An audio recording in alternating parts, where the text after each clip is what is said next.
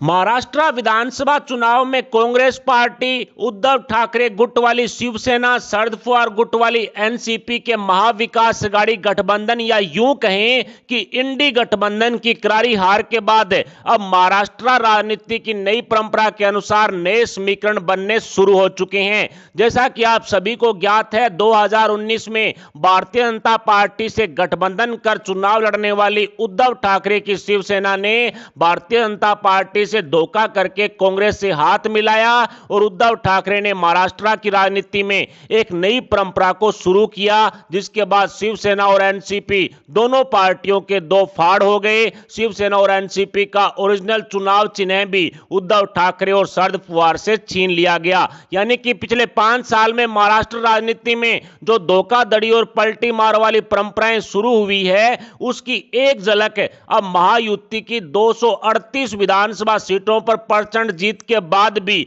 देखने को मिल सकती है। जी हां, आपने बिल्कुल सही सुना है कि राजनीति में ना ही तो कोई किसी का स्थायी दोस्त होता है और ना ही कोई किसी का स्थायी दुश्मन। इसी के तहत अब महाराष्ट्र के मुख्यमंत्री और शिवसेना प्रमुख एकनाथ शिंदे को सबक सिखाने की तरफ राजनीतिक परिस्थितियां मुड़ती हुई साफ साफ दिखाई पड़ रही है। पिछली बार बीजेपी ने शिवसेना के कम विधायक होने के बावजूद भी एकनाथ शिंदे को महाराष्ट्र का मुख्यमंत्री बनाया था, लेकिन इस बार भारतीय जनता पार्टी ने अकेले अपने दम पर 132 विधानसभा सीटों पर कमल खिलाया है और 5 शिंदे गुट वाली शिवसेना में बीजेपी समर्थक विधायक हैं। जो विधायक तो बीजेपी के हैं लेकिन शिवसेना की टिकट पर चुनाव लड़े थे। यानी कि कुल 132 और 5 137 सीटों पर भाजपा अकेले विधानसभा चुनाव जीत चुकी है और बहुमत के लिए चाहिए मात्र 145 विधायक। ऐसे में जाहिर सी बात है कि भारतीय जनता पार्टी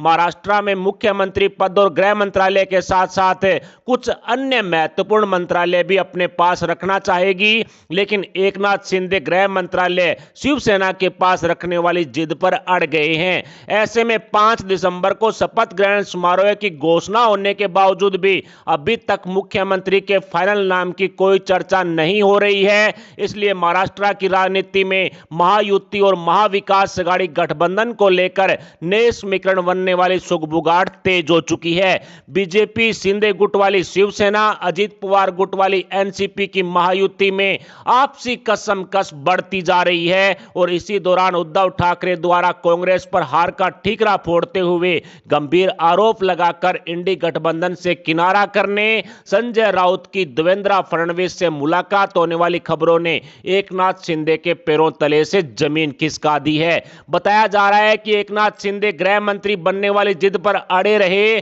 तो भारतीय जनता पार्टी उद्धव ठाकरे के बेटे आदित्य ठाकरे को महाराष्ट्र का डिप्टी सीएम बनाने वाला ऑफर देते हुए उद्धव ठाकरे की घर वापसी करवा सकती है। ऐसे में एकनाथ शिंदे की नाराजगी का उद्धव ठाकरे को भरपूर फायदा मिल सकता है। यानी कि दल बदलू वाली जिस परंपरा को उद्धव ठाकरे ने शुरू किया था, उसका यूबीटी गुट को अच्छा खासा फायदा होने की संभावनाएं बढ़ गई है। बताया जा रहा है कि उद्धव ठाकरे वाली शिवसेना के जीत कर आए सभी 20 विधायकों ने इंडी गठबंधन और महाविकास अघाड़ी गठबंधन से अलग होने का उद्धव ठाकरे से आग्रह किया है। अगर इस खबर में जरा सी भी सच्चाई निकली तो एकनाथ शिंदे की मुश्किलें बढ़नी तय मानी जा रही है। ऐसी स्थिति में भारतीय जनता पार्टी द्वारा एकनाथ शिंदे के सबसे बड़े दुश्मन यानी उद्धव ठाकरे से हाथ मिलाने वाला कदम उठाया जा सकता है, जिसका महाराष्ट्र विधानसभा के साथ साथ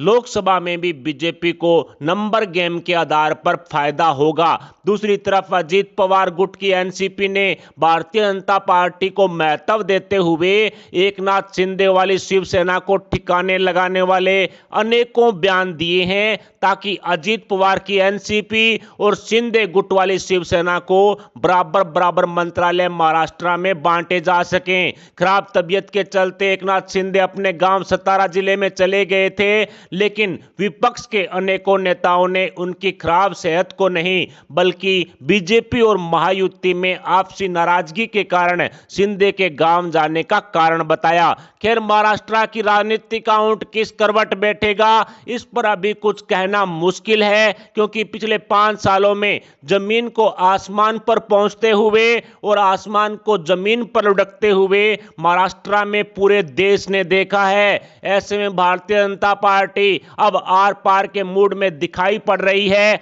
जिस तरह से एकनाथ शिंदे ने गृह मंत्री बनने वाली जिद पकड़ रखी है, इसके अलावा अनेक तरह के मंत्रालयों को लेकर के भी दबाव की राजनीति एकनाथ शिंदे द्वारा की जा रही है, उसको अगर नहीं रोका गया तो निश्चित तौर पर भारतीय जनता पार्टी उद्धव ठाकरे से हाथ मिलाकर एकनाथ शिंदे को बहुत बड़ा झटका दे सकती है। हालांकि एकनाथ शिंदे के महाविकास अघाड़ी गठबंधन में चले जाने से भारतीय जनता पार्टी को रत्ती भर भी फर्क नहीं पड़ेगा। महाविकास अघाड़ी गठबंधन के पास यानी कांग्रेस, यूबीटी और शरद पवार के पास पहले से 50 विधायक हैं और 57 विधायक इनके चले भी जाते हैं शिंदे गुट वाले तो सिर्फ 107 विधायक हैं, और उनमें से भी 5 विधायक बीजेपी के यानी कि 102 विधायक ही महाविकास अघाड़ी गठबंधन के पास होंगे, जो सरकार बनाने में सक्षम नहीं है। और अजीत पवार भी अगर घर वापसी कर लेते हैं तो भी इनको कुल मिलाकर के 148 विधायक होंगे, जिनमें से 5 विधायक बीजेपी की हैं, यानी 143 पर फिर महाविकास अघाड़ी अटक जाएगी। ऐसे में अजीत पवार के घर वापसी वाले या कह सकते हैं कि महाविकास अघाड़ी गठबंधन में जाने वाले किसी तरह के कोई संकेत अभी तक नहीं मिले हैं। और जिस तरह से लोकसभा में यानी कि केंद्र में जो भारतीय जनता पार्टी की सरकार होने का डर है वो एकनाथ शिंदे को भी दिखाई दे रहा है। कहीं ना कहीं साफ समझ में आ रहा है एकनाथ शिंदे को केंद्र में बीजेपी की सरकार है, मोदी सरकार है, तो ऐसे में अगर दबाव की राजनीति करते हुए या फिर महाविकास अघाड़ी गठबंधन में जाने की कोशिश की गई तो फिर इनके कुछ जो ढके हुए पर्दे हैं उनको खोला जा सकता है, और यही डर अजीत पवार को सता रहा है। ऐसे में इनकी महायुति में बनी रहना मजबूरी हो चुका है। 238 विधानसभा सीटों पर महायुति को प्रचंड जीत मिली। महाराष्ट्र की जनता जनार्दन ने झोली भर भर के वोट दिए, लेकिन अब मुख्यमंत्री के चुनाव के दौरान फिर से जिस तरह से उद्धव ठाकरे ने पिछली बार 2019 में जो ड्रामा किया था उसी तरह का ड्रामा अब एकनाथ शिंदे करते हुए दिखाई पड़ रहे हैं। हालांकि बताया जा रहा है कि अजीत पवार और एकनाथ शिंदे दोनों ही नेताओं ने भारतीय जनता पार्टी का मुख्यमंत्री बनने वाली बात को स्वीकार कर लिया है, लेकिन एकनाथ शिंदे गृह मंत्री भी चाहते हैं, यानी गृह मंत्री पिछली बार डिप्टी सीएम देवेंद्र फडणवीस के पास था, अब वो चाहते हैं कि जिस तरह से देवेंद्र फडणवीस के पास डिप्टी सीएम के साथ साथ गृह मंत्रालय था उसी तरह से एकनाथ शिंदे या फिर उनकी पार्टी के किसी भी सदस्य को डिप्टी सीएम बना दिया जाए और उसके साथ साथ उन्हें गृह मंत्रालय भी दे दिया जाए। लेकिन इस बात पर ना ही तो बीजेपी राजी हो रही है और ना ही अजीत पवार। ऐसे में कहा जा सकता है कि आने वाले समय में एक बड़ा भूचाल या फिर यूं कहें कि नए समीकरण महाराष्ट्र की राजनीति में देखे जा सकते हैं। जिस उद्धव ठाकरे ने पलटी मार वाली धोखाधड़ी वाली परंपरा को महाराष्ट्र में शुरू किया था, उसी उद्धव ठाकरे की अब घर वापसी होने वाले संकेत भी मिलने शुरू हो चुके हैं, क्योंकि आदित्य ठाकरे को यदि डिप्टी सीएम बनाने का जो कह सकते हैं कि ऑफर बीजेपी देती है तो निश्चित तौर पर पुत्र मोह में उद्धव ठाकरे महाविकास अघाड़ी गठबंधन में गए थे और पुत्र मोह के चलते ही अब वो वापिस महायुति में भी एंट्री कर सकते हैं। खैर, महाराष्ट्र की इन परिस्थितियों को लेकर के आपके क्या विचार हैं? क्या एकनाथ शिंदे गृह मंत्रालय से कम किसी मंत्री पद के लिए मानेंगे? क्या महाराष्ट्र में भारतीय जनता पार्टी गृह मंत्रालय और मुख्यमंत्री पद को अपने पास रख पाएगी, या फिर उद्धव ठाकरे की घर वापसी होगी, या फिर कोई और नए समीकरण महाराष्ट्र की राजनीति में देखने को मिलेंगे? इस पर आप अपने विचार में कमेंट बॉक्स में बताएं। साथ ही वीडियो को लाइक करके हमारे चैनल को सब्सक्राइब जरूर कर ले। अभी के लिए इतना ही, मिलते हैं अगली वीडियो अपडेट न्यूज अगली खबर के साथ। तब तक के लिए जय हिंद, जय भारत, जय श्री राम।